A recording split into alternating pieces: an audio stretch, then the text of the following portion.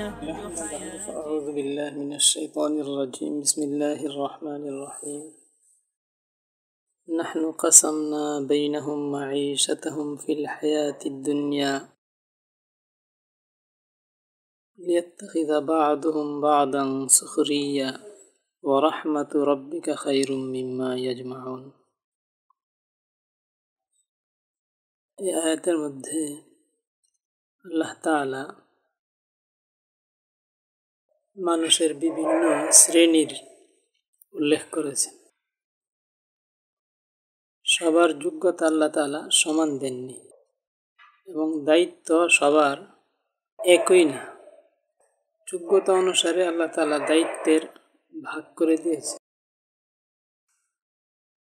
আয়েশা সিদ্দিকা রাদিয়াল্লাহু তাআলা আনহার হাদিস, রাসূল সাল্লাল্লাহু আলাইহি ওয়াসাল্লাম বলেছেন, আনজিলুন নাসা মানাজিলাহুম, লোকদেরকে তাদের অবস্থানে রাখো। সাহাবায়ে কেরাম রিদওয়ানুল্লাহি আলাইহিম আজমাইনের মধ্যে আমরা দেখি যে তাদের এক একজনের হালত এক এক ধরনের ছিল। তাদের মধ্যে কেউ শিক্ষিত ছিলেন, কেউ কম শিক্ষিত ছিলেন, কেউ শৌর্যে বীর্যে বীরত্বে অনেক অগ্রসর ছিলেন, কেউ ভাষা সাহিত্যে কথায় পারদর্শী ছিলেন, কেউ কাফেরদের ক্ষেত্রে শত্রুতায়, আল্লাহর ব্যাপারে দ্বীনের ব্যাপারে দৃঢ়তায় অনমনীয় ছিলেন। আর তাদের মধ্যে কেউ দেখা যায় যে দ্বীনের এতেদাল এর সাথেই সব কিছুকে নিয়ে চলার মানসিকতা ছিল। তাদের মধ্যে যেমন সুদর্শন ছিলেন, এমনিভাবে স্বাভাবিকভাবে সামাজিক দৃষ্টিতে সেই পর্যায়ের না এমন সাহাবীও ছিলেন। কিন্তু সবার মধ্যে দ্বীনকে আদর্শ হিসেবে ধরা, আল্লাহর জন্য কুরবানি দেওয়া, এই বিষয়টা ছিল, যার কারণে সবার সমন্বয়ে এমন এক জমাত সংগঠিত হয়েছে যে পুরা পৃথিবীর চিত্র তারা পাল্টে দিয়েছে। এখনো উম্মতের মধ্যে আল্লাহ তাআলা এই বিভিন্ন শ্রেণীর অস্তিত্ব রেখেছেন। এখন নিজের পরিধি সম্পর্কে অবগত হয়ে সেই হিসাবে নিজেকে পরিচালিত করা, এটাই হলো দ্বীনের তাকাজা। আমার কোন বিষয়টা ভালো লাগে, আমি কোন বিষয়ে সুখ পাই, আমার আবেগ আমাকে তাড়িত করে, এইভাবে পরিচালিত না হয়ে আমাকে আল্লাহ তাআলা যে যোগ্যতা দিয়েছেন সেই অনুসারে দ্বীনের কি তাকাওয়া, দ্বীনের কি দাবি আমার দ্বারা পূরণ হতে পারে, দ্বীনের প্রয়োজনটা কি, সেটা লক্ষ্য করে যদি আমরা নিজেদেরকে নিয়োগ করি, তাহলেই উম্মত একটা ভালো ফল পাবে।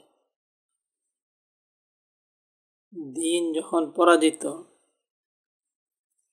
তখন একজন মুসলিমের বাহ্যিক অবস্থা, দুনিয়াবী অবস্থা ভালো থাকতে পারে না।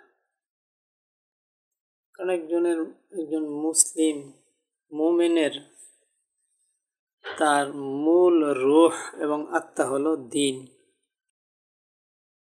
এছাড়া সে শুধু একটা প্রাণী, একটা জানোয়ার।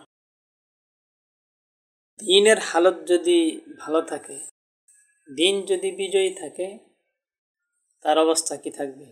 ভালো থাকবে। আর দ্বীন যদি পরাজিত থাকে, তো একজন মুসলিমের দুনিয়াবী অবস্থা কি থাকতে পারে না? ভালো থাকতে পারে না। আমরা যদি আমাদের জন্য আদর্শ আল্লাহ তাআলার পক্ষ থেকে নির্ধারিত আদর্শ যারা ছিলেন, রাসূল সাল্লাল্লাহু আলাইহি ওয়াসাল্লাম উসওয়ায়ে হাসানা, সাহাবায়ে কেরাম রিদওয়ানুল্লাহি আলাইহিম আজমাইন, রাসূল সাল্লাল্লাহু আলাইহি ওয়াসাল্লাম বলেছেন যে আলাইকুম বিসুন্নতি ওয়া সুন্নাতিল খুলাফাইর রাশিদিন, যে তাদের আদর্শ। এর দিকে লক্ষ্য করি, যতদিন দিন বিজয়ী ছিল, যখন দিন বিজয়ী হয়েছে তাদের দুনিয়াবী অবস্থাও উন্নত হয়েছে। আর যতদিন দিন পরাজিত ছিল, গরিব ছিল, তারাও গোরাবা ছিলেন। রাসূল সাল্লাল্লাহু আলাইহি ওয়াসাল্লাম শেষ সময়ের জন্য বলে গিয়েছেন যে আবার দিন গরিব হবে, গোরাবারাই সুসংবাদের অধিকারী হবে। খিলাফতের পতনের পর পৃথিবীর বিভিন্ন প্রান্তে ইসলাম প্রতিষ্ঠার জন্য, খিলাফতের পুনরাবর্তনের জন্য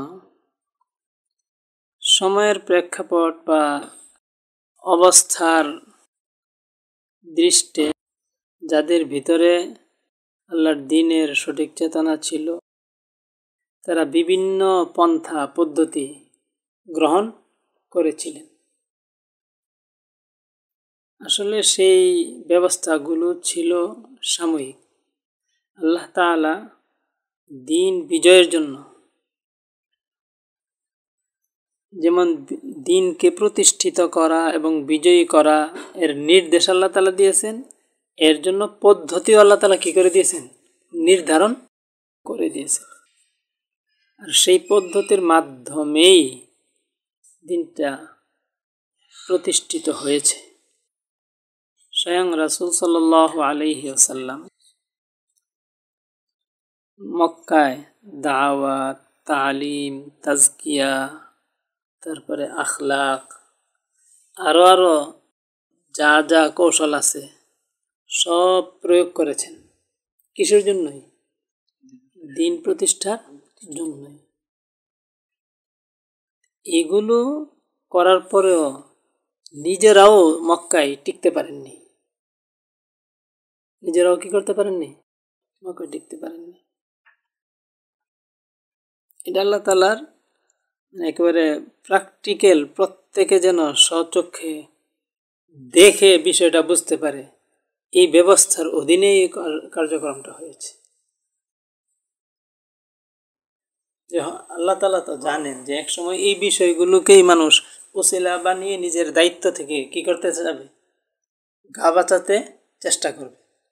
এই জন্য এইগুলো আল্লাহ তাআলা চোখের সামনে এনে দেখিয়ে দিয়েছেন যে আসলে দ্বীন বিজয়ের জন্য যে বিষয়টা প্রয়োজন, সেই বিষয় রাসূল সাল্লাল্লাহু আলাইহি ওয়াসাল্লামকে পর্যন্ত যখন সেই বিষয়ের সাথে আল্লাহ তাআলা জড়িত হওয়ার নির্দেশ না দিয়েছেন, দ্বীন কি হয় নাই সেভাবে প্রতিষ্ঠিত।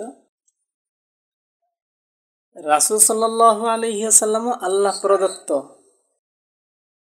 মানহাজ এবং পদ্ধতি অবলম্বন করতে কি ছিলেন? বাধ্য ছিলেন। শুধু দ্বীন প্রতিষ্ঠা, দ্বীন বিজয়ের আবেগ বা নিজেদের প্রচেষ্টা, এটা কি না? দ্বীন বিজয়ের জন্য যথেষ্ট না। এর পদ্ধতিটাও কার পক্ষ থেকে নির্ধারিত? আল্লাহর পক্ষ থেকে নির্ধারিত। যখন সেই নির্ধারিত পদ্ধতিতে অগ্রসর হয়েছেন রাসূল সাল্লাল্লাহু আলাইহি ওয়াসাল্লাম, দ্বীন কি হয়েছে? বিজয়ী হয়েছে। এর আগ পর্যন্ত রাসূল সাল্লাল্লাহু আলাইহি ওয়াসাল্লামকে আল্লাহ তাআলা সেই নির্ধারিত পদ্ধতির নির্দেশই কি করেননি? দেননি। কিন্তু যখন নির্দেশ এসে গিয়েছে, তখন এই নির্দেশ আর কি হয়নি? রহিত হয়নি। কিয়ামত পর্যন্তের জন্য কি হয়ে গেছে? চলমান হয়ে গেছে। প্রতিটা সময়ের জন্য এই নির্দেশটা সাম্প্রতিক হয়ে আছে। এটাই এখন কি কার্যকরী। যেমন এক সময় মুসলিমদের জন্য রোজার বিধান ছিল না, ছিল। এখন আমরা এমন কোনো ব্যাখ্যা বের করব যে প্রথমে মুসলমানদের অবস্থা রোজা রাখার মতো ছিল না, তাদের রোজা রাখার জন্য যেই মানসিক বা যেই ইমানি হালত দরকার, সেই হালতটা প্রাথমিক জীবনে কি ছিল না। এই জন্য প্রথম জীবনে রোজার কি দেওয়া হয়নি? নির্দেশ দেওয়া হয়নি। যখন রোজা রাখার জন্য যে ইমানি হালত দরকার, সেই ইমানি হালত হয়েছে, তখন আল্লাহ তাআলা রোজার কি করেছেন? নির্দেশ দিয়েছেন। তখন থেকে সাহাবায়ে কেরাম রোজা রাখা শুরু করে দিয়েছে। আমাদের এই বর্তমান যুগে আমাদের ইমানের হালত যেহেতু সাহাবায়ে কেরামের মতো সেই পর্যায়ের না, এই জন্য এখন আমাদের জন্য আবার রোজার বিধান কি নয়, প্রযোজ্য নয়, ফরজ নয়। এটা বলার অবকাশ আছে?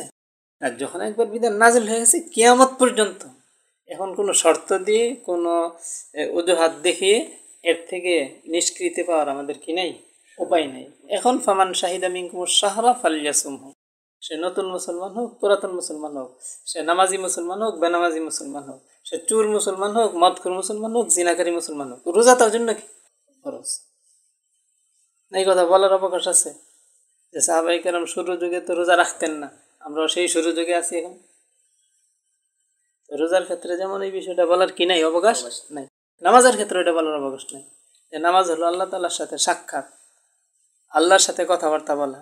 তো একজন মানুষ মাত্র মুসলমান হয়েছে, আল্লাহর সাথে কথাবার্তা বলার আদব, তারপরে তার মনের এই অবস্থা সেইভাবে কি হয় নাই, সৃষ্টি হয় নাই।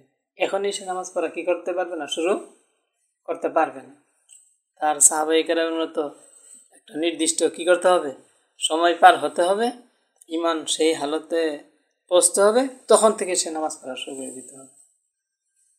এই কথা বলার যেমন কোনো অবকাশ নাই, ঠিক জিহাদের বিষয়টার ক্ষেত্রেও এই অপব্যাখ্যার অবকাশ নাই যে এটা এখন আমরা মক্কি জিন্দেগিতে আছি, এখন আমাদের জন্য এই বিধান প্রযোজ্য না। এটা আবার ইমানের হালত একটা ওই পর্যায়ে হলে, অথচ কোন পর্যায়ে হলে সেটার নির্দিষ্ট কোনো পরিমাপও তাদের কাছে কি নাই, যারা এই অপব্যাখ্যা দেওয়ার চেষ্টা করে। আমরা কি করব, এই জিহাদের কর্ম শুরু করে দিব, এটার অবকাশ নেই। সুতরাং কৌশল হিসাবে এটাই কি এখন চূড়ান্ত সুনির্দিষ্ট। রাসূল সাল্লাল্লাহু আলাইহি ওয়াসাল্লামের এক হাদিস, সহিহ হাদিসে, যে রাসূল সাল্লাল্লাহু বলেছেন যে আল্লাহ তাআলা আমাকে 5টি বিষয়ের কি দিয়েছেন, নির্দেশ দিয়েছেন। আল্লাহু আমারানি বিহিন্না, 5টা বিষয়ের আল্লাহ আমাকে কি করছেন, নির্দেশ দিয়েছেন। একটা হইল কি, বিল জামাআহ, কি হওয়ার, জমাতবদ্ধ থাকা, ওয়াস-সামঈ ওয়াত-তাআহ, আর জামাতবদ্ধ থেকে জামাতের নির্দেশনাগুলো শোনার।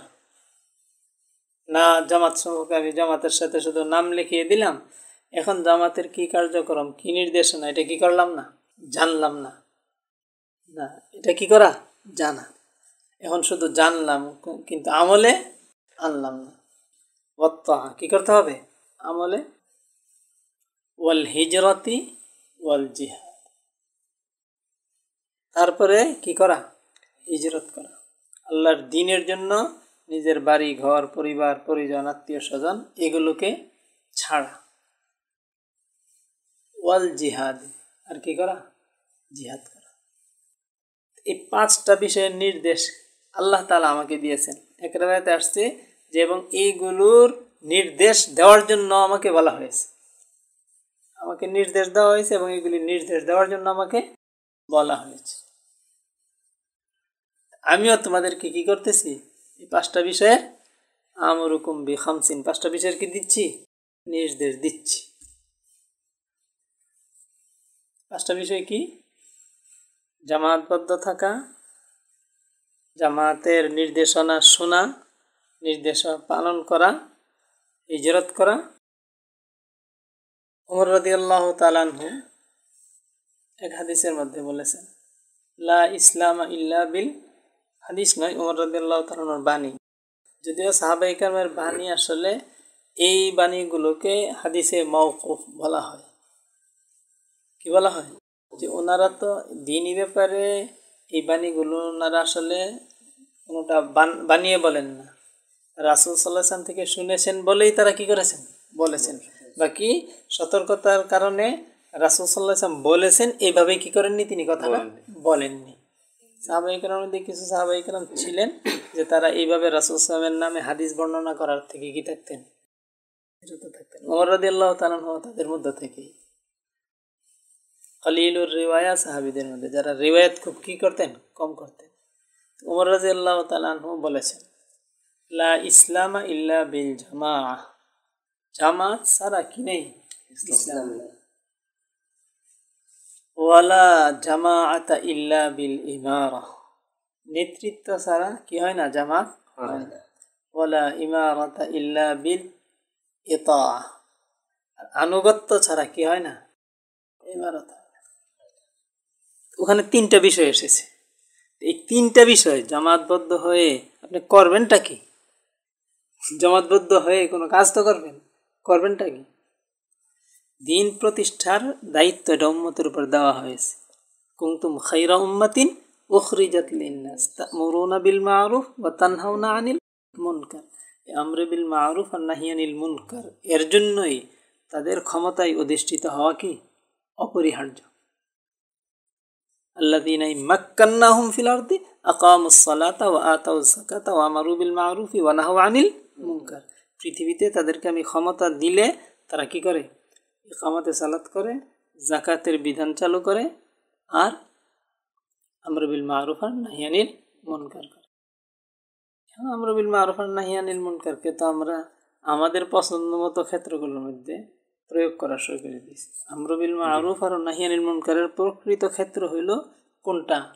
যেটা শক্তির মাধ্যমে প্রকাশ পায়, এটাকে বলা হয় কি? আমর বিল মা'রুফ আর নাহি আনিল মুনকার। সরকারের অর্ডিন্যান্স, এটার কে পালন না করার কারো কোনো আছে? অপশন, সুযোগ আছে? এটাকে বলা হয় আমর। নাহি আনিল মুনকার, অর্ডার কার থেকে হয়? দুর্বল থেকে অর্ডার হয় না শক্তিশালী থেকে অর্ডার? তখন এটার একটা চাপ ওজুব অনুভব করে, বাধ্যবাধকতা অনুভব করে শ্রোতা, আদিষ্ট ব্যক্তি। এটাকে বলা হয় আমর। আর নাহি আনিল মুনকার, অন্যায় থেকে কি করা? ফিরানো। অন্যায় সাধারণত সমাজের খারাপ লোকগুলো করে, এরা শক্তিশালী থাকে। এর এই খারাপ ফিরাইতে হইলে ওয়ালা তাখুযুন্না আলা ইয়াদি যালিমি, জালেমের হাত ধরবে তোমরা। হাত ধরবে মানে জালেমকে জুলুম থেকে ফিরাতেই হবে। ফিরাতেই হলে উম্মতের দায়িত্ব, এটা শক্তি লাগবে না? শক্তি লাগবে। এই জন্য জিহাদটা আসলে এই ব্যাপক কর্ম তৎপরতাটার নাম। যে শক্তি সারা পৃথিবীতে সবসময় শক্তিমানরা শক্তির জন্য বিভিন্ন উপকরণ কি করেছে? ব্যবহার করেছে। সুতরাং সেই উপকরণগুলোর মোকাবেলায় নিজেদেরকেও সেই উপকরণগুলো কি করতে হবে? গ্রহণ। এটাই আল্লাহ তাআলার চিরাচরিত বিধান। এইভাবেই দিনটা কি হবে? প্রতিষ্ঠিত হবে, হয়েছে। খিলাফতের পতনের পর এই অবস্থাটাই উপনীত হওয়ার জন্য পৃথিবীর বিভিন্ন প্রান্তে বিভিন্ন ধরনের তৎপরতা, আন্দোলন, জামাত কার্যক্রম পরিচালনা করেছে। এর মধ্যে বড় উল্লেখযোগ্য একটা জামাত ছিল ইখওয়ানুল মুসলিম। তাদের প্রথম স্লোগান ছিল আল্লাহু রাব্বুনা মুহাম্মাদুন নবিয়ুনা আল কুরআনু দাস্তুরুনা আল জিহাদু সাবিলুনা ওয়াল মাউতু ফি সাবিলিল্লাহি আসমা আমানিনা।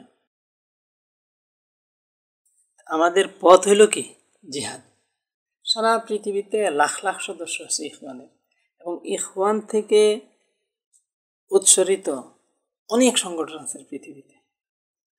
এমনকি আমাদের এই ভারত উপমহাদেশে, বাংলাদেশে যে জামাত ইসলামী নামে সংগঠন আছে, তারাও মতাদর্শগতভাবে কাদের দ্বারা অনুপ্রাণিত?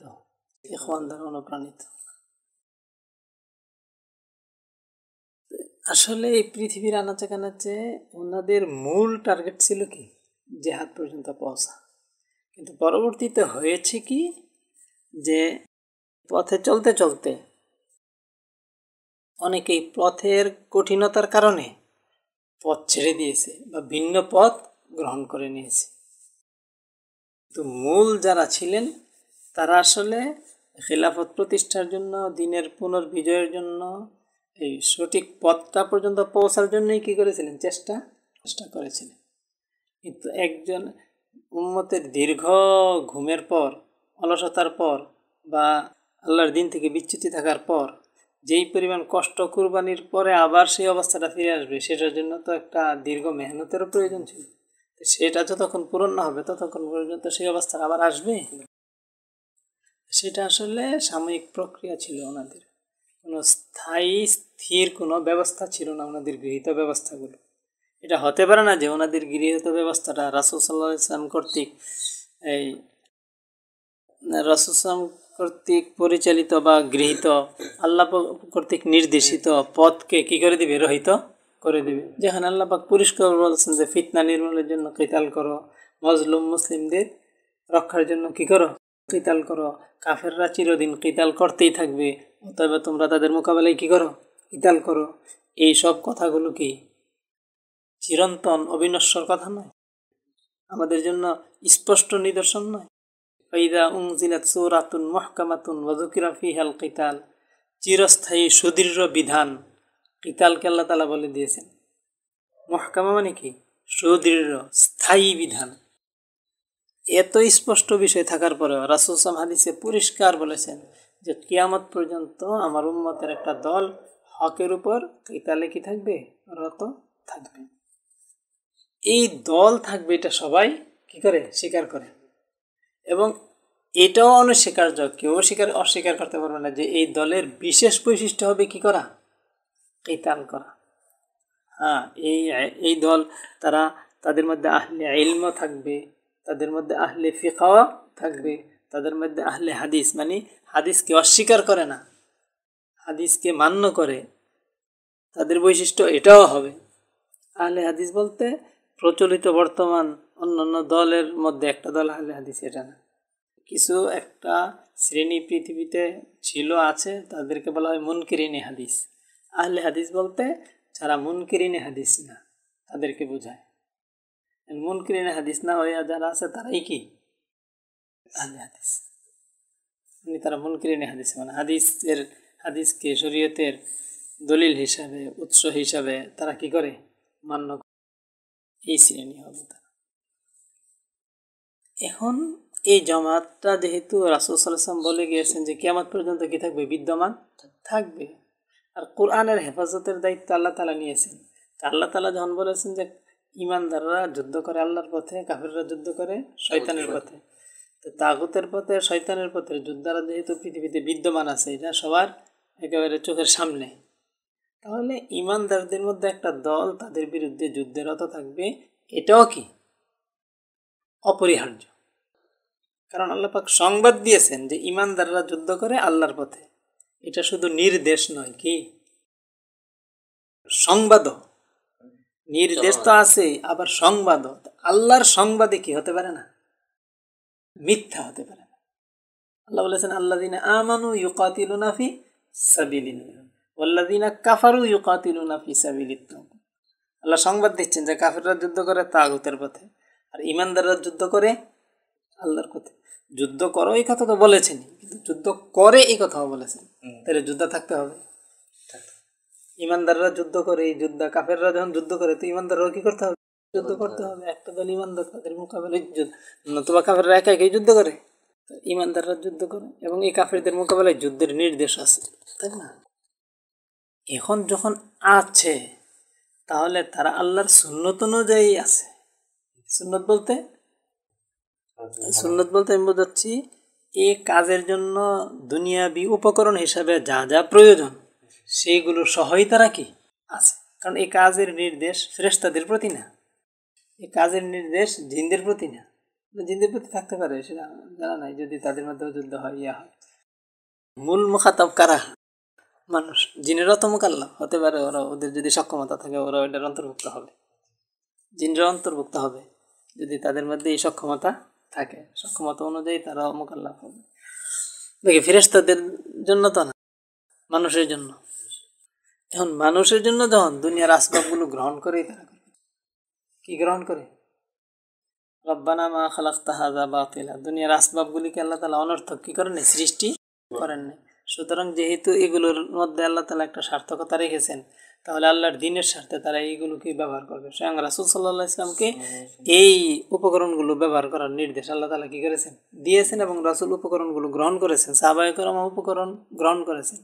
এমনকি রাসূল সাল্লাল্লাহু আলাইহি ওয়াসাল্লামের যে মুআজিজাগুলো প্রকাশ পেয়েছে সেই মুআজিজাগুলোও একেবারে শূন্য থেকে প্রকাশ পায়নি। সেটার জন্য আল্লাহ তাআলা একটা উপকরণের উপর মুআজিজাগুলো প্রকাশ করিয়েছেন যে তোমাদের সাধ্যেরটুকু তোমাদের করো। রাসূল সাল্লাল্লাহু আলাইহি ওয়াসাল্লাম দেখছেন যে সেনাবাহিনীর মধ্যে কি নেই, খাবার নেই, অল্প কিছু খাবার আছে পুরা বাহিনীর কাছে, এখন 1-2 দিনে সব শেষ হয়ে যাবে। তখন সবার যা যা আছে সবগুলোকে একত্রিত জমা করেছেন, জমা করে বরকতের দোয়া করে দিয়েছেন। তারপরে বলেছেন এখান থেকে প্রত্যেকে নিজ নিজ খাবারের ভাণ্ডগুলো ভরে নাও। এই অল্প খাবার থেকে নিজ নিজ খাবারের ভাণ্ডগুলো কি করছে, ভরে নিয়েছে। কুয়ার মধ্যে পানি নেই, রাসূল সাল্লাল্লাহু আলাইহি ওয়াসাল্লাম ওযু করতেছেন, কারো লস্করের কারো কাছে কোনো কি নেই, পানি নেই। রাসূল ওযু করতেছেন, এখন ওযু শেষ হইলে পানিটুকু, এই পানিটুকু কি হয়ে যাবে, শেষ হয়ে যাবে। সাহাবায়ে কেরাম এসে বললেন যে রাসূল, আল্লাহ রাসূল, আপনার কাছে যে পানিটুকু আছে এই পানিটুকু ছাড়া আর লস্করের কারো কাছে কোনো পানি নেই। তখন রাসূল সাল্লাল্লাহু আলাইহি ওয়াসাল্লাম কি করলেন, এই অল্প পানিটুকু নিয়ে এটার মধ্যে বরকতের দোয়া করে হাত দিয়ে দিলেন। এরপরে কি হতে রয়েছে, পানি বের হয়েছে। লস্করের কারো কাছে পানি নেই, কারো কাছে এক ফোঁটা পানিও নেই। এখন রাসূল সাল্লাল্লাহু আলাইহি ওয়াসাল্লাম বললেন যে দেখো কোথাও থেকে পানি সংগ্রহ করতে পারো কিনা। 2 মহিলা আসতেছিল পানি নিয়ে, এদেরকে সাহাবায়ে কেরাম ধরে নিয়ে আসছে।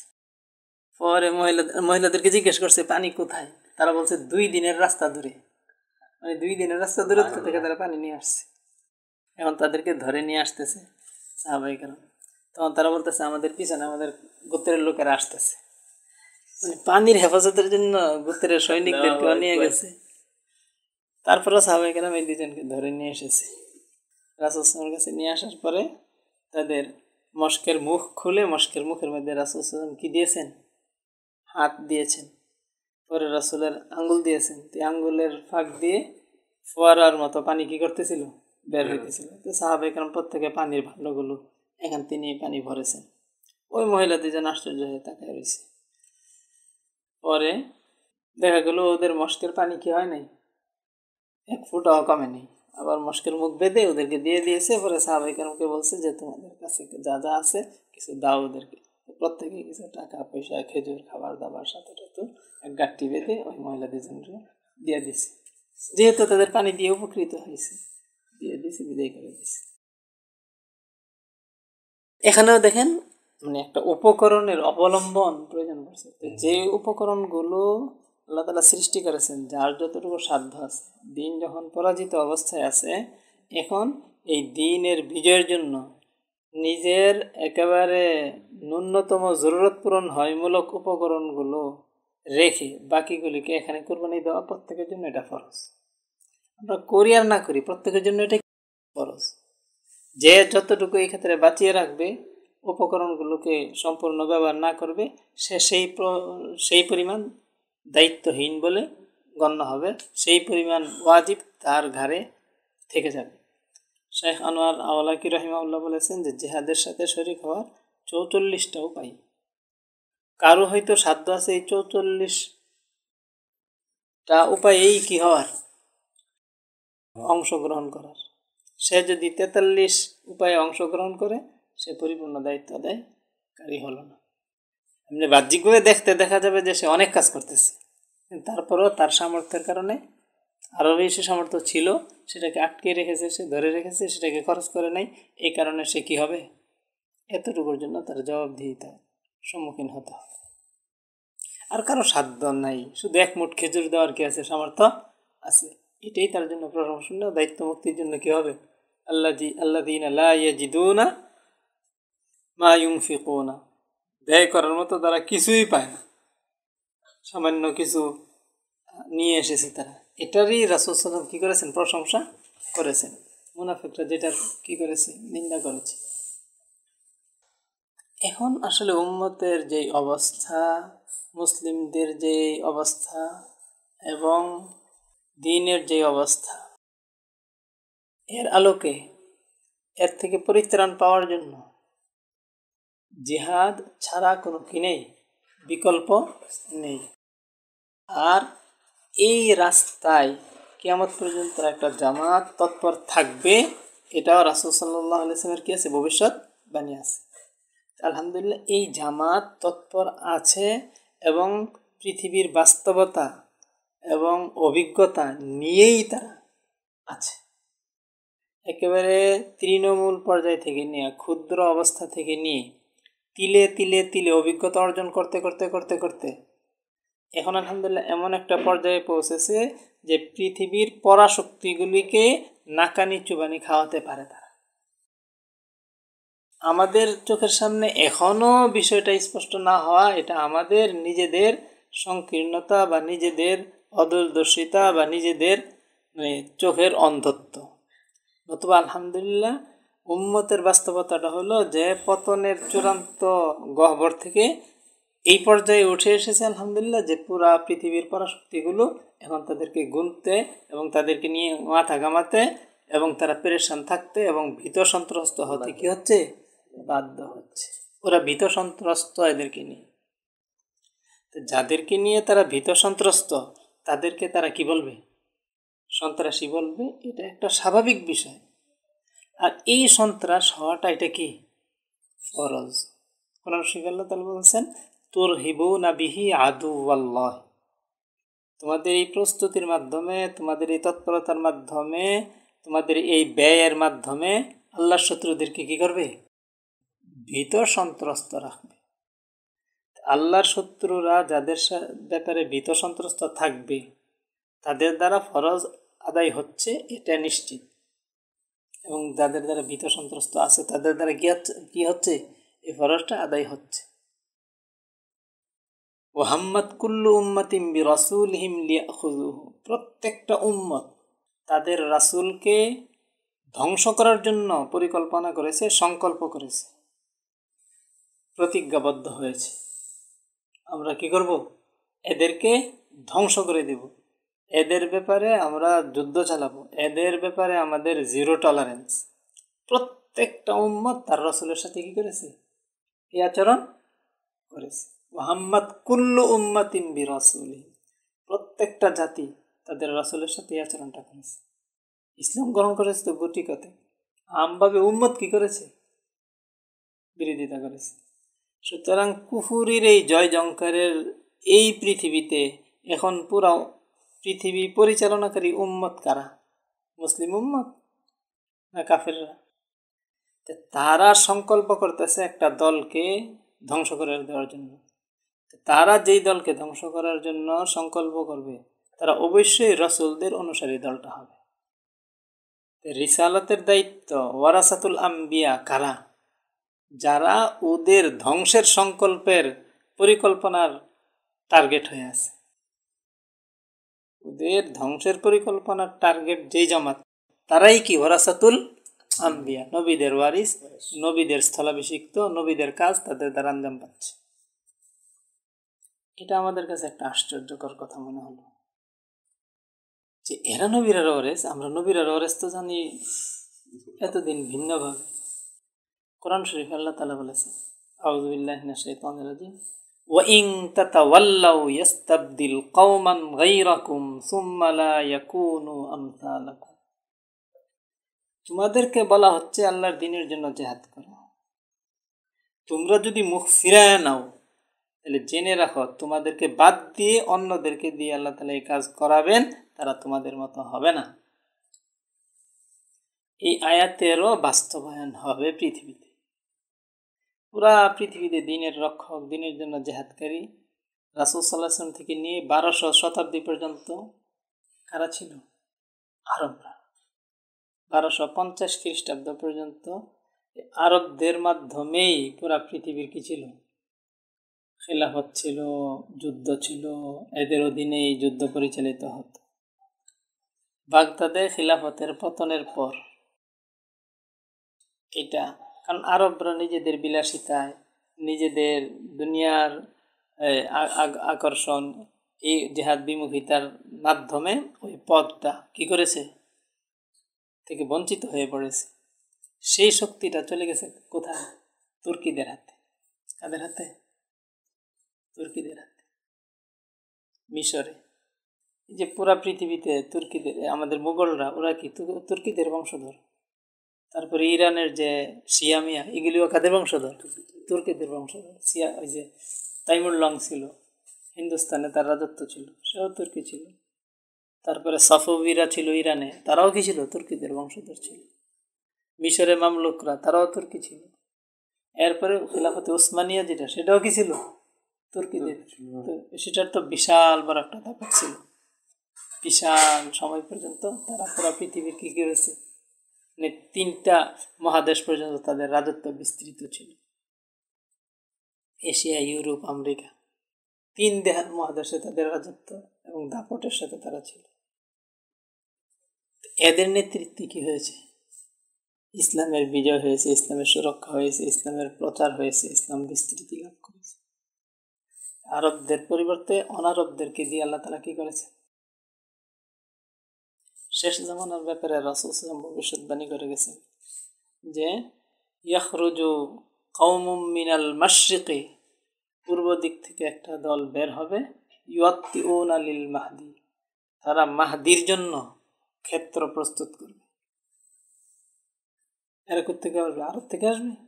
মাহদি তো আরব থেকে হবে, কিন্তু মাহদির জন্য ক্ষেত্র তৈরি করবে কোন কওম? মাশরিক থেকে আগত একটা কওম। মানে মাশরিক থেকে আগত কওমটা অন্য এক হাদিসের মধ্যে আসছে, যদি এই হাদিসটা সহিহ, পরিপূর্ণ মানদণ্ডে উত্তীর্ণ। একটা হাদিস আছে, যদিও সনদগত কিছু দুর্বল, সেটা হলো তাখরুজু রায়াতু সুদিন মিন কিবালি খোরাসান, খোরাসানের দিক থেকে কালো পতাকাধারীরা কি হবে? বের হবে। খোরাসানের বাহিনীটা যদি 2 হাদিসকে মিলানো হয়, তাহলে ওই বাহিনীটা আসবে খোরাসান থেকে। আর খোরাসানটা হলো বর্তমান আফগানিস্তান বা পাকিস্তানের কিছু অঞ্চল, ইরানের কিছু অঞ্চল, এই অঞ্চলগুলো মিলে কি হয়? সেই খোরাসান। আর দেখেন, আল্লাহ তাআলা এই হাদিসে সহিহ যে প্রতি শতাব্দীতে একজন মুজাদ্দিদ কি করেন? আল্লাহ তাআলা প্রেরণ করেন। এটা সহিহ হাদিস। 1000 সন পর্যন্ত মুজাদ্দিদ হয়েছে আরবদের থেকে। কোত্থেকে? 1000 সনের পরের থেকে মুজাদ্দিদ হচ্ছে মুজাদ্দিদ আলফে সানি। ওনাকে সারা পৃথিবী কি বলে? 2য় সহস্রাব্দীর মুজাদ্দিদ বলে। কোথায় ওনার অবস্থান? কোথায় মুজাদ্দিদ আলফে সানি কোত্থেকে আসছেন? যাই হোক, আরবদের থেকে তো না, এই খোরাসানের অঞ্চল থেকে। মুজাদ্দিদ আলফে সানি ইয়ার বিরুদ্ধে, আকবরের দিনে আলাহির বিরুদ্ধে উনি অবস্থান দাঁড়িয়েছেন না? আকবরের পরে আসছে জাহাঙ্গীর। জাহাঙ্গীর তো তারা কি করেছে? জেলের মধ্যে আবদ্ধ রেখেছিল। মুজাদ্দিদ আলফে সানি হলেন এই ভারত উপমহাদেশ থেকে, ধরেন, বা আফগানিস্তান সহ পুরো অঞ্চল থেকে। তারপরে 1100 শতাব্দীর মুজাদ্দিদ হলেন মুজাদ্দিদ আলফে সানি আহমদ সানি। তারপরে এরপরে 1200 শতকের মুজাদ্দিদ শাহ ওলিউল্লাহ মুহাদ্দিস দেহলভী রহমাতুল্লাহ, উনিও কি উপমহাদেশ থেকে। 13 শতকের মুজাদ্দিদ হলেন সৈয়দ আহমদ শহীদ রহমতুল্লাহ আলাইহি। খোলাফায়ে রাশিদিনের পর এই 1300 বৎসরে সৈয়দ আহমদ শহীদ রহমতুল্লাহর মতো এমন খালেস ইসলামী জেহাদ আর হয়নি। রাজ্যের বিস্তৃতি হয়েছে বিভিন্ন খলিফাদের সময়, বিভিন্ন বাদশাদের সময়, মুসলিম শাসকদের সময়, কিন্তু এমন খালেস ইসলামী জেহাদ, এমন আল্লাহওয়ালাদের মাধ্যমে দিনের জন্য শাহাদত আর কি হয়নি এই 1300 বৎসরে। উনি সেই ধারা ছিল এই উপমহাদেশ। যদিও আল্লাহ তাআলার মঞ্জুর ছিল সেই সময়, সীমিত সময় পর্যন্ত ওনার ইয়াটা ছিল, কিন্তু ওনার ধারাটা তো কি করেছে? রয়ে গেছে, আদর্শটা রয়ে গেছে। দেখেন, এরপরে পরবর্তীতে বলা হয় যে কোনো একক এই ভারত উপমহাদেশ থেকে দিনের বিভিন্ন আঙ্গিকে কত বড় বড় দিনের দায়ী তৈরি হয়েছে। ইলিয়াস রহমতুল্লাহর মতো দিনের মুবাল্লিগ তৈরি হয়েছে। যদিও ওনাদের মিশনকে আমরা একটা পর্যায় পর্যন্ত গুটিয়ে ফেলেছি, ওনাদের মিশন তো আর শুধু এই গুটি কিছু কার্যক্রমই ছিল না, পরিপূর্ণ দিন প্রতিষ্ঠা ওনাদের কি ছিল? পুরা মিশন ছিল। মৌলানা মুজিবুর রহমতুল্লাহের মতো এমন বড় লেখক তৈরি হয়েছে। এই যে তার একটা বাণী পড়লাম, এই যে একটু আগে কোট করলাম, এই আসলে আমরা ওনাকে ভিন্ন দৃষ্টিতে দেখি বা ওনার কিছু ভুল ত্রুটির কারণে সমালোচনার পাত্র বানাবে, আমাদের মেজাজের সাথে মিলে না। কারণ ইসলামের একটা খণ্ডিত রূপ আমাদের কাছে পরিপূর্ণ ইসলাম হিসাবে পরিতৃপ্তির সাথে ঢুকে আছে, যার কারণে ওনাদের ইসলামের পরিপূর্ণ রূপায়ণটা আমাদের কাছে কি লাগে না, আমাদের কাছে অনিসলাম অনিসলাম মনে হয়। এই জন্য এই ব্যক্তিগুলো আমাদের কাছে কি খারাপ। আসলে বাস্তবে বিষয়টা কিন্তু এমন না, আমাদের কাছে ওনারা খারাপ কেন? আমরা একটা ইসলামের খণ্ডিত অবস্থা নিয়ে আছি, সন্তুষ্ট হয়ে আছি, আর পরিপূর্ণ দিন এটাকে ভেবে রেখেছি। এই কারণে আমাদের কাছে ওনাদের অবস্থানটা কি মনে হয়? পরিপূর্ণ রূপের অবস্থানটাকে আমাদের কাছে বিকৃত মনে হয়, বিকৃত রূপ মনে হয়। কলসির তলা নাই,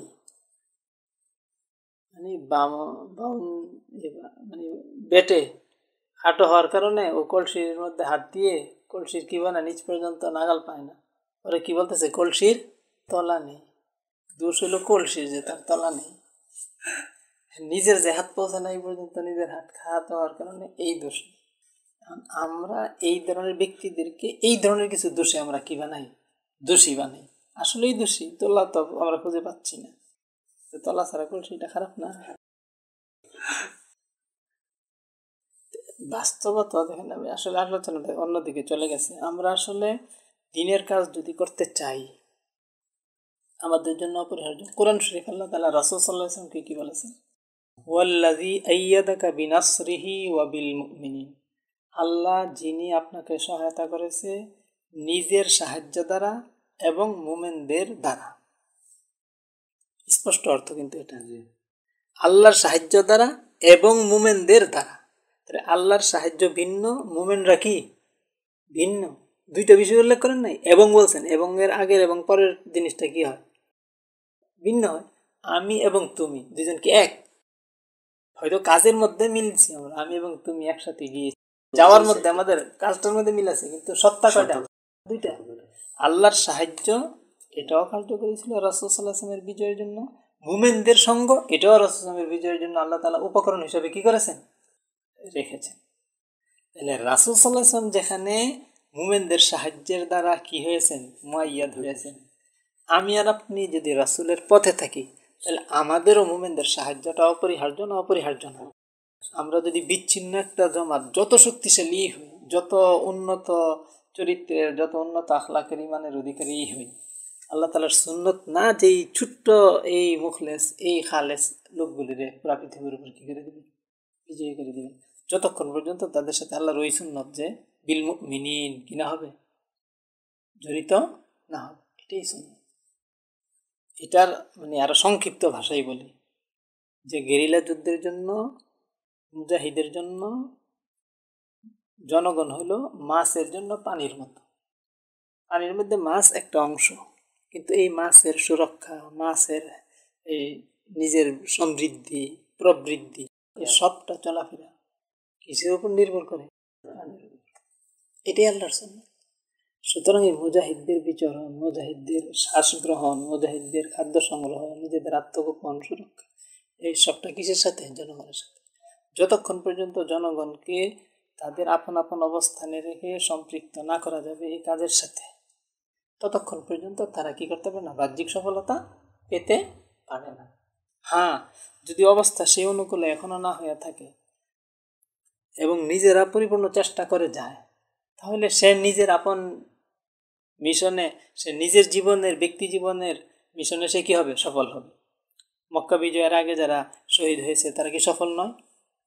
না ব্যর্থ?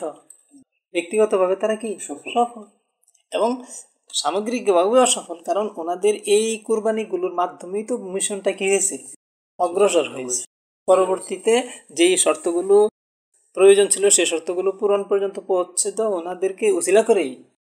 এই জন্য আসলে এই পথে ব্যর্থতা নেই, কিন্তু ওই চূড়ান্ত সফলতাটা আসতে হইলে, উম্মতের সেই বিজয়টা আসতে হইলে, দিনের সেই একামতটা হতে হলে তোর উম্মতের সংশ্লিষ্টতা কি লাগবে।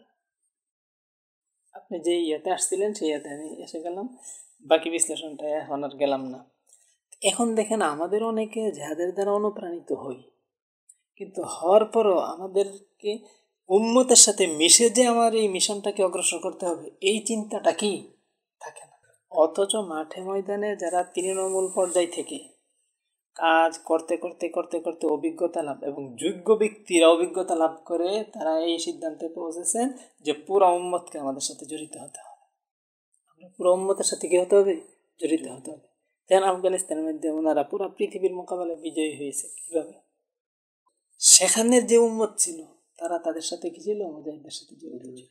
যদিও তাদের শাসক রাজনীতিবিদরা তারা কি ছিল? শত্রুর পক্ষে ছিল। এতদ সত্ত্বেও তাদের শাসক শ্রেণী, শক্তি যাদের হাতে, যারা রাজনীতিবিদ, তারা শত্রুর পক্ষে থাকা সত্ত্বেও যেহেতু মুজাহিদদের পক্ষে কি ছিল? উম্মত ছিল। আর উম্মত সঙ্গে থাকার মাধ্যম ছিল উলামায়ে কেরাম। কারা? উলামায়ে। তিনটা শ্রেণী সর্বদাই মানুষের পরিচালক হয়েছে: সম্পদশীল শ্রেণী, উলামা শ্রেণী এবং মুজাহিদ শ্রেণী। কয়টা? তিনটা। এই জন্য হাদিসের মধ্যে রাসূল সাল্লাল্লাহু আলাইহি ওয়াসাল্লাম বলেছেন যে তিন ব্যক্তির হিসাব কোথায় হবে? সর্বপ্রথম হবে শহীদকে আনা হবে, তাকে জাহান্নামে ফেলা হবে। আলেমকে আনা হবে, তাকে জাহান্নামে ফেলা হবে। সম্পদশীলকে আনা হবে, তাকে জাহান্নামে ফেলা হবে। এই তিনজনের উল্লেখ কেন করলো? কারণ এই তিনজন হইল মানুষের মার্জিয়া, মানুষকে পরিচালনা করে। এই তিনজন যদি আসলে নিজেরা ভালো থাকে, যেমন তারা এমন পুরস্কারের অধিকারী, আবার তারা যদি নষ্ট হয়, বদনিয়তির শিকার হয়, তারা এমন কি হবে? ভোগান্তির শিকার হবে। এটা উল্লেখ করা শুধু আখিরাতের সেই হিসাবেই না, দুনিয়ার মধ্যেও তাদের একটা কি আছে? প্রভাব আছে। এই কারণেই যোদ্ধারা, তারপরে সম্পদশীলরা আর উলামায়ে কেরাম, এদের নির্দেশনাই কিন্তু মানুষে চলে। এই জন্য আফগানিস্তানের কি ছিল? সম্পদশীল বলেন, রাজনীতিবিদ বলেন, তারা ছিল কার পক্ষে? শত্রুদের পক্ষে। কিন্তু জনগণ এবং উলামায়ে কেরাম, শুহাদারা, মুজাহিদরা আর কারা? উলামায়ে কেরাম শত্রুর মোকাবেলায় ছিল। তো উলামায়ে কেরামের উসিলাই কারা ছিল? জনগণ ছিল। এটাই নিয়ম। এই জন্য যতক্ষণ পর্যন্ত উলামায়ে কেরাম সম্পৃক্ত না হবে, জনগণও সম্পৃক্ত হয় না। আর জনগণ সম্পৃক্ত না হলে ওই কাজ বাহ্যিকভাবে ওই ফলপ্রসূ কি হয় না। কিন্তু যদি উলামায়ে কেরাম সম্পৃক্ত হতে না চায়, আল্লাহ কি তাদের মুখাপেক্ষী হয়ে বসে থাকবেন? তখন তাদেরকে বাদ দিয়ে ভিন্নদেরকে তাদের স্থলে বসে থাকবে। ওই আরবের ব্যাপারে যে ঘটনাটা ঘটেছে, যে আরবদেরকে বাদ দিয়ে ইসলাম রক্ষার জন্য আল্লাহ তাআলা কাবা কো পাসে বা মিল গায়া বুত কাদেসে, কাবা তার প্রহরাদার পেয়েছে কোথায়? মন্দির থেকে। মন্দির থেকে কাবা তার প্রহরাদার পেয়ে গিয়েছে। কে? তুর্কিরা, এই তাতারিরা। এরা মুসলিমদেরকে শেষ করে নাই? পরে তাদেরই বিভিন্ন শ্রেণী মুসলিম হয়ে আবার ইসলামের রক্ষক হয়ে যায় নাই? সলজুকি বলেন, তুর্কি বলেন, এই সবগুলি কি ছিল? মুসলিমদেরকে ধ্বংস করে নেয় একসঙ্গে। পরে তারাই আবার মুসলিমদের রক্ষাকারী হয়নি, সারা পৃথিবীতে ইসলামের বিস্তারকারী হয়নি। এখন মুখাতাব স্বাভাবিকভাবে ছিল উলামায়ে কেরাম সারা পৃথিবীতেই। কিন্তু একটা পর্যায়ে এসে তারাই তো অপব্যাখ্যার মাধ্যমে কি ভিন্ন পথের দিকে সাধারণ জনগণ পরিচালনার মধ্যে লেগে যায়নি ব্যাপকভাবে? কিছু তো ভালো আছে আলহামদুলিল্লাহ, মানে স্বাভাবিকভাবে ভিন্ন পথগুলিতে মানুষদেরকে বিভ্রান্ত করে ফেলেনি। কিন্তু এই জন্য কি কাজ আটকে রয়েছে? পৃথিবীতে মুসলমানদের উত্থান এবং কুফফারদের মোকাবেলায় মুজাহিদদের অগ্রসরমান অবস্থাটা, এটা কি থমকে গেছে না পিছনে সরে গেল? আলহামদুলিল্লাহ, এখন যেই কোনো সময়ের তুলনায়, খেলাফতের পতনের পর যেই কোনো সময়ের তুলনায় ভালো অবস্থানে নয়, অনেক ভালো অবস্থানে আছে। পাশ্চাত্য মিডিয়া এগুলোকে প্রকাশ করে না, মানুষ উৎসাহিত হয়ে যাবে বা কাফেরদের মনের ভিতরে ভয় ঢুকে যাবে এই কারণে। কিন্তু বাস্তবতা কি? শুধু আফগানিস্তানে মুসলমানরা এখন শক্তিশালী, সোমালিয়াতে নয়। ওখানে কাফেরদের গোষ্ঠীগুলোকে নাকানি চুবানি খাওয়াচ্ছে না, মালিতে খাওয়াচ্ছে না। ওগুলোর মধ্যে তো স্পষ্ট বিষয়গুলো আলহামদুলিল্লাহ। বিশাল বড় বড় বিজয় মুসলমানদের বিভিন্ন অঞ্চলে প্রতি হয়ে আছে আলহামদুলিল্লাহ। এগুলো বিস্ফোরণ তো একবার আরো বড় আকারে হবে, ধামাচাপা দিয়ে রাখবে কতদিন? এটা কাদের মাধ্যমে হচ্ছে? ব্যাপকভাবে উলামায়ে কেরামের সেই সম্পৃক্ততা থাকলে তো পরিপূর্ণ বিজয় এসে যেত। মুসলমানরা কাফেরদের মোকাবেলায় যুদ্ধে দাঁড়ালে কাফেররা কি টিকত? কখনো টিকেছে? ইসলামের পুরা ইতিহাসে কখনো কাফেররা মুসলমানদের বিজয়ে মুসলমানদের বিরুদ্ধে যখন মুখোমুখি আসছে, কাফেররা কি হয় না, টিকতে পারে না। এটাই ইসলামের পুরা একেবারে ক্রুসেড যুদ্ধের প্রথম, দ্বিতীয়, তৃতীয় সব যুদ্ধগুলির পরিণতি এটাই। এই জন্যই তারা কি করেছে, যুদ্ধ তো তারা রেখেছে, কিন্তু যুদ্ধের আগে মুসলিম জাতিকে যুদ্ধের থেকে দূরে সরানোর জন্য, যুদ্ধের স্পৃহা নষ্ট করার জন্য বিভিন্ন কলা কৌশল তাদের মধ্যে প্রয়োগ করে দিয়ে বড় একটা সফলতা তারা পেয়েছে। এই জন্য যারা যুদ্ধ করতো তারাই এখন যুদ্ধের কি করে, অপব্যাখ্যা করে, আমেরিকার ব্যাখ্যা করে। এটা হলো তাদের একটা, এই স্নায়বিক যুদ্ধটা, এই ফিক্রি যুদ্ধটা দিয়ে আমরা পরাজিত হয়ে গেছি। তারা একটা গজবুল ফিক্রি মুসলমানদের উপর তাদের সাম্রাজ্য বিস্তারের জন্য, আগে তো সাম্রাজ্যটা ছিল তাদের সরাসরি সশরীরে, পরবর্তীতে দেখছি সশরীরে তাদের জন্য বেশি সুবিধাজনক না, এর চেয়ে বেশি তাদেরকে দিয়ে তাদের উপর সাম্রাজ্য কী করা, ধরে রাখা।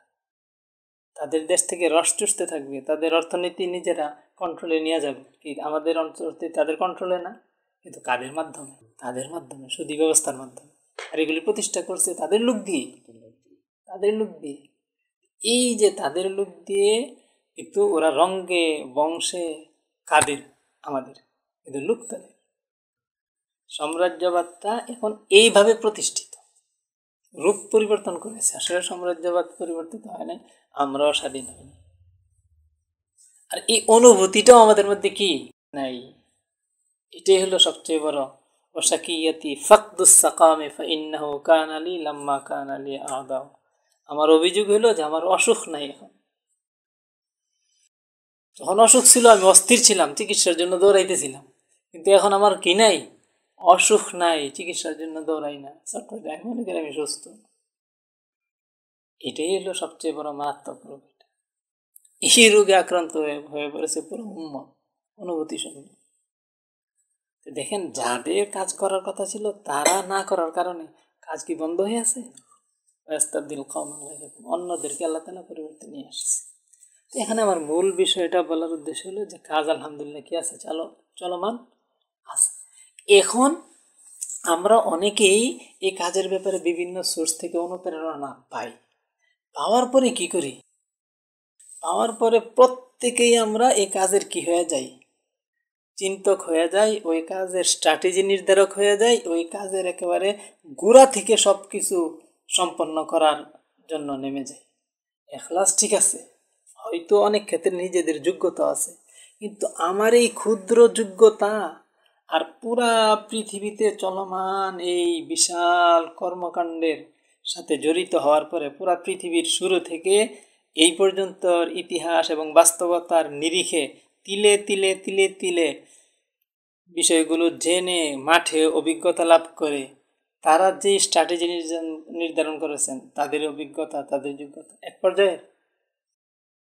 আর এই কাজটা হলো জামাতবদ্ধ কাজ, জামাত চলমান আছে, আর এই জামাতের যোগ্য ব্যক্তিরা বাস্তবতা এবং পুরা দলিল শরীয়ত এবং হাজারো এবং লাখো পৃষ্ঠা ঘাটাঘাটি করে এবং বাস্তবে ময়দানে মোকাবেলা করে করে একটা স্ট্র্যাটেজি কী করেছে, নির্ধারণ করেছে। সেইটার সামনে আমি আর আপনি প্রত্যেকেই আলাদা আলাদা স্ট্র্যাটেজি বানায়, যাদের জজবা একটা পায় স্ট্র্যাটেজি বানায় নিজেরা কী করে শুরু করে দিই, দল বানায় কাজ করা শুরু করে দেওয়ার চিন্তা করে। এটা একদিক দিয়ে আমাদের জজবা তো ঠিক আছে, কিন্তু এই জজবা ব্রেকহীন জজবা হয়ে যাচ্ছে। ব্রেকহীন জজবাটা, গাড়ি যে ব্রেক নেই, এটা আসলে রাস্তায় চলার উপযোগী না, এটা চললে কী করবে, অ্যাক্সিডেন্ট করবে। এই জন্যই অনেক ভাইরা দেখেন যে এমবির ভাইরা কী করেছে, তাদের দলের সম্পূর্ণ তছনছ হয়ে গেছে না, কারণ আন্তর্জাতিক মানহাজ কী করে নাই, ফলো করে। আমাদের দেশে হরকত, তারা আছে অস্তিত্ব, শেষ পর্যন্ত তাদের বড় দল এটা আইডিপিতে গণতন্ত্রের মধ্যে ঢুকছে। কিসের কারণে? আন্তর্জাতিক মানহাজ ফলো না করার কারণে। এরপরে ক্ষুদ্র ক্ষুদ্র আরও দেখেন সময়ে সময়ে বিভিন্ন জন কী করতেছে এইভাবে উম্মতের, শুধু এটাই না, একটা আইএস, এটাও আন্তর্জাতিক মানহাজ কী করে নাই, ফলো করে নাই। নিজেরা নিজেদের আপন জায়গায় বিশাল বড় একটা তারা শক্তিশালী হয়ে গেছিল এবং তাদের একটা আন্তর্জাতিক নেটওয়ার্কও ছিল, কিন্তু তারপরও আন্তর্জাতিক মানহাজ যেটা ছিল তিলে তিলে গড়ে উঠেছিল শেখ ওসামা, শেখ আইমান আজ-জাওহারি ওনাদের এবং সাইফ আল আদেল বা বড় বড় অভিজ্ঞ সালারদের, আবু মুসা বাসরি, আবু বকর রাজি, এই সমস্ত ব্যক্তিদের অভিজ্ঞতার দ্বারা, ওগুলোকে তারা কি করে নাই, ফলো করে নাই, আমলে নেয় নাই।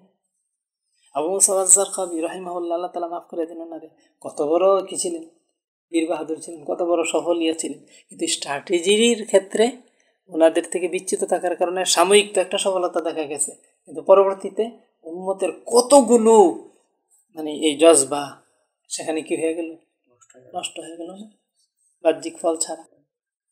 এইগুলো যদি উম্মতের মূল কিয়ের সাথে, স্ট্রিমের সাথে সংযুক্ত থাকতো, তাহলে কি পরিমাণ শক্তিশালী হইতো ইঞ্জিনটা।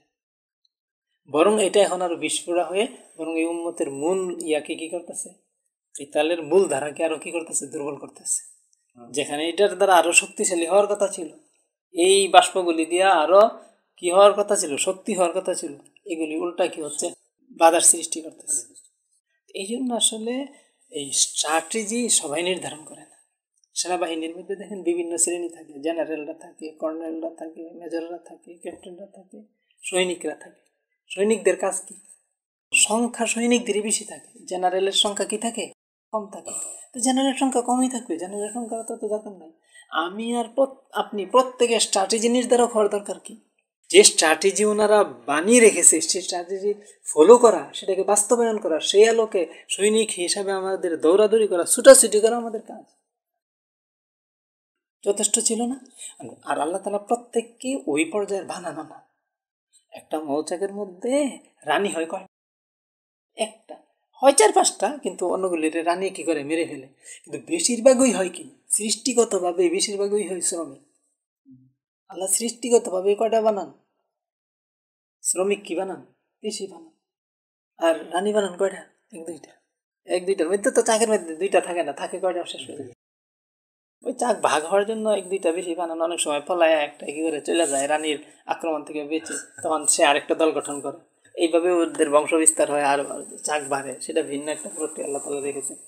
কিন্তু এটা আমি উদাহরণ এই জন্য দিয়েছি যে আসলে নেতৃত্বের পর্যায়ের লোক কি বেশি লাগে না, আর আল্লাহ তাআলা সৃষ্টিগতভাবে বেশি কি করেন না, বানানো। কিন্তু যতটুকু প্রয়োজন ততটুকু আল্লাহ কি করেন, বানান। আমাদের প্রয়োজন হচ্ছে তাদেরটাকে ফলো করা, কিন্তু আমরা চাই কি, আমি একটা কি করবো আলাদা, আমি খুব বেশি বুঝি, আলাদা স্ট্র্যাটেজি নির্ধারণ করব। বাংলাদেশকে আমি যুদ্ধের উপযোগী কিনা, বা আমার যুদ্ধের স্ট্র্যাটেজিটা কী হবে, আমার শত্রুকে হবে হাকাদা নালাল জিহাদ আওয়ানু রিদহু। ওখানে জিহাদের শত্রুদের স্তর ওনারা বিন্যাস করছেন, 11টা স্তর লেখছেন। কোন শত্রুর সাথে কী আচরণ করতে হবে, কখন কতটুকু করতে হবে, এগুলো নির্ধারণ করেছে।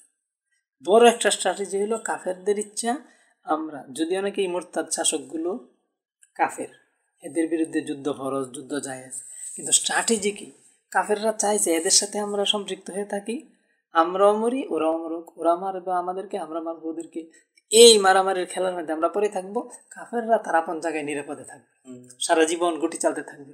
একটাকে আমরা মারবো, আরেকটাকে বসাবে, আরেকটাকে মারবো, আরেকটাকে বসাবে, ওদের কাছে ওদের গোলামের অভাব আছে।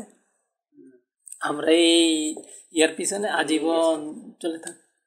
তো এই জন্য শাইখ ওসামা রাহিমাহুল্লাহ ওনাদের স্ট্র্যাটেজি ছিল যে না, আইম্মাতুল কুফর, এটাকে আমরা কি করবো, শত্রু বানাবো। কাতিলুল্লাযীনা ইয়ালুনাকুম মিনাল কুফফারি কোরআনে আছে যে নিকটবর্তী কাফেরকে কি করে হত্যা করো। কিন্তু সমস্ত মুফাসসির মুহাদ্দিসদের অভিমত যে নিকটবর্তী কাফেরদেরকে হত্যা করো এর অর্থ এটা না যে এদের সাথেই যুদ্ধ করা ফরজ, দূরবর্তীদের সাথে যুদ্ধ করা জায়েজ নাই, বিষয়টা এমন না। এটাও একটা কৌশল, সেটাও একটা কৌশল, কিন্তু বর্তমান পৃথিবীর বাস্তবতায় কোন কৌশলটা, আইম্মাতুল কুফরের নির্দেশও কি, কোরআনের নির্দেশ, কাতিলু আইম্মাতুল কুফরি, কুফরের নেতৃত্বকে কি করো, হত্যা করো। এখন এই দুই কৌশলের কোন কৌশলটা বেশি প্রযোজ্য এই বর্তমান গ্লোবাল ভিলেজের মধ্যে? পুরো পৃথিবীর একটা গ্লোবাল ভিলেজ না, এখান থেকে আরেকখানে শক্তি স্থানান্তর করা ওয়ান্টের ব্যাপার না। এখন আমি এই শত্রুর সাথে যদি লেগে থাকি, ওই শত্রুর নিরাপদে থাকি, কিন্তু আমি যদি গোড়ার শত্রু, মূল বড় শত্রুকে শেষ করে দিতে পারি, এই শত্রু আমার সামনে টিকবে না। তাহলে এখন স্ট্র্যাটেজি কোনটা, বড়টা। এই অবস্থাটাও মুজাহিদদেরও সবার প্রাথমিক পর্যায়ে বুঝে আসেনি। জিহাদ করার পর আফগানিস্তানের জিহাদ রাশিয়ার সাথে হয়েছে, এখন সারা পৃথিবীর মুজাহিদরা অংশগ্রহণ করেছে, তাদেরও বেশি কি আসেনি, বুঝে আসেনি, বুঝে আসছে অল্প কিছু মানুষের। সেই হিসেবে তারা পরবর্তী যুদ্ধের সব নকশা কৌশল নির্ধারণ করেছেন এবং সেইভাবে অগ্রসর হয়ে আলহামদুলিল্লাহ তাআলা এই সফলতা এখন পর্যন্ত কি করেছেন, পৌঁছেছে। এটা ওনাদের সব, এবং সারা পৃথিবীতে তাদের এই শখের মাধ্যমে তারা কি হচ্ছেন, সফল সফলতা পাচ্ছে না। আর কাফেররাও বুঝতে পারছে যে এরা যে ঠান্ডা মাথার, যে দূরদর্শিতার এবং যে কৌশলগতভাবে অগ্রসরমান, এদেরকে না দমাইতে পারলে আমরা কি করবো না, টিকবো না। এই জন্য কখনো কখনো এরা এই কৌশল থেকে ভিন্ন কৌশলের মুজাহিদদেরকে মাঝে মধ্যে তারা কি করে, ছাড় দিয়ে দেয় যে ওরা বেড়ে যাক, ওরা অগ্রসর হয়ে যাক। জেহাদকে বদনাম করা, জেহাদকে ক্ষতিগ্রস্ত করা আমাদের জন্য কি হবে, সহজ হবে। কিন্তু ঠান্ডা মাথার কৌশল পরিপূর্ণ সুন্দর উন্নত কৌশল নিয়ে যারা অগ্রসর হইতেছে, এরা যদি আগে বাড়ে তা আমাদের পতন নিশ্চিত। যাই হোক, আলহামদুলিল্লাহ কিতাল হকের উপর এখনো কি আছে, চলমান আছে, এবং চলমান আছে বাস্তবসম্মত উপায়ে। এবং এই বাস্তবসম্মত উপায়ে বাস্তবতারকে মেনে নিয়ে দুনিয়ার সবগুলি কৌশল যথাযথভাবে গ্রহণ করে যে জামাত আলহামদুলিল্লাহ কাজ করতেছেন, এদেরও নাগাল পাওয়া সারা পৃথিবীতেই কি এখন সম্ভব। আল্লাহ এই বিষয়টা আল্লাহ তাআলা কি করে দিয়েছেন, সহজ করে দিয়েছেন। সারা পৃথিবীতেই তাদের জাল কি আছে, বিস্তৃত আছে। শুধু আমরা যথাযথভাবে সেটাকে তালাশ করে সেটাকে নিলেই হয়। এই বিষয়গুলো এখন কোনো ইয়া না, রাখা ঢাকা না, ঘোরছাপি না। যদিও কৌশলগত কারণে জামাত কি থাকতে হয়, কাফেরদের নাগালে বাইরে থাকার জন্য, ধরাছোঁয়ার বাইরে থাকার জন্য নিজেদেরকে আত্মগোপন করতে হয়, কিন্তু বিষয়গুলি কি গোপন? এতটুকুও যে খুঁজে পাওয়ার যোগ্যতা যার নাই, তার আসলে সে কোনো কাজের কিনা যোগ্য না। তাহলে তার অযোগ্যভাবে উল্টাপাল্টাভাবে কাজ করার চেয়ে বসে থাকাটাও তার জন্য কি একটা ধৈর্য দ্বারা। জেহাদের জন্য ধৈর্য ফরজ। ধৈর্য ফরজ বলতে একেবারে যুদ্ধের মাঠেও ধৈর্য ফরজ। এখন শত্রু একটা সামনে দিয়ে যাচ্ছে, কৌশলগত কারণে বলা হচ্ছে তোমার হাতে অস্ত্র আছে, ট্রিগার টিপলে এসে শত্রু মরবে, কিন্তু এই শত্রুকে এখন কি করা যাবে না, মারা যাবে না। তো সেই সময় কি আমি বলবো যে আমি কিতাল করবো, আমি মেরে ফেলবো শত্রুকে, জান্নাতে চলে যাবো, কাফের মেরে না? ধৈর্য ধারণ করা ফরজ। ধৈর্য ধারণ করা ফরজ। আমি একজনকে মারবো আর 10 জন সতর্ক হয়ে যাবে। তো এখন আমি তাকে যদি ছেড়ে দিতে যাই তাহলে তারা গাফেল থাকবে, পরে পিছন থেকে আমরা মারা শুরু করে দিই। এটা একটা উদাহরণ দিলাম। তো ওখানেও ধৈর্যের প্রয়োজন নেই, তো ধৈর্যের প্রয়োজন আছে এখানে এই পথে চলতে হলে। এই জন্য আল্লাহ তাআলা বলছেন ইসবিরু ওয়া সাবিরু ওয়া রাবিতু। এখানে সবরের সবচেয়ে বড় পরীক্ষাটা। এই জন্য কাজ করার ক্ষেত্রে আমাদের একটা সবর, যতটুকু আমার যোগ্যতা আছে, যতটুকু সম্ভাবনা আছে, এটাকে আমি কাজে লাগাই, জজবাকেও কাজে লাগাই, বাকি সুনিয়ন্ত্রিতভাবে ব্রেকের মাধ্যমে। যারা কাজ করতেছেন তাদের স্ট্র্যাটেজি, তাদের নির্দেশনা মাফিক আমরা যদি কাজ করি তাহলে আমি জামাতের সাথে কী হলাম, শরীক হইলাম। আর বিচ্ছিন্নভাবে যদি কাজ করি তাহলে আমি জামাতের আরও ক্ষতি করলাম। এই কাজ করার চেয়ে বরং চুপ থাকা আমার কিছু বেশি ভালো ছিল, কারণ শত্রুকে আমি সজাগ করে দিচ্ছি। আমি একটা ফুটফাট কাজ করতেছি, অত স্ট্র্যাটেজি না এখানে ফুটফাট করা, শত্রু অ্যালার্ট হয়ে যাচ্ছে, তারা তৎপর হয়ে যাচ্ছে, যারা সত্যিকার কাজ করতেছে তারাও বাধাগ্রস্ত হচ্ছে না। অথচ এখানে স্ট্র্যাটেজি না, এটা উপযোগী না এখানে ইয়া করার। আমি শুধু এটাকে দমায় কী করতে পারবো না, শেষ করতে পারবো না, যদি উৎসমূলকে আমি কী করতে না পারি, শেষ না করতে পারি। কুয়ার মধ্যে ইঁদুর রেখে আমি বালতি বালতি পানি উঠাইলেও কুয়া কি হবে না, পাক হবে না। ইঁদুর তোলার চেষ্টাটা আমার জন্য এখন কি, এটা কি করতে হবে।